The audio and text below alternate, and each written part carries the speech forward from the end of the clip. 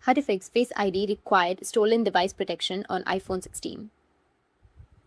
So if you want to fix your Face ID required stolen device protection on your iPhone 16, then first you need to open up your settings application.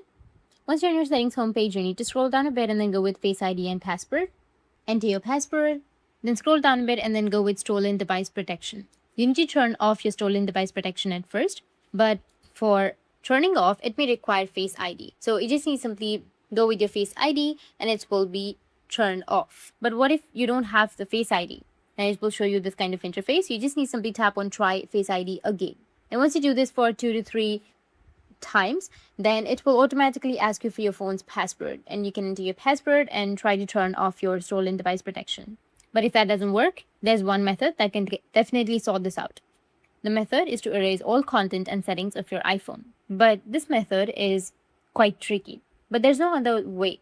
The only way that you can not use your Face ID by turning off your stolen device protection is to reset your phone, or just simply go with forgot password. So if you really want to take this step, then you need to open up your settings, then scroll down a bit, go with general. Under general, scroll down again, go with transfer reset iPhone.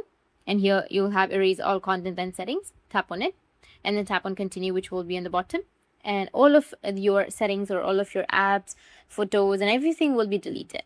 And you will be able to turn off your stolen device protection. That's it. If you found this video helpful, hit the subscribe button and thanks for watching.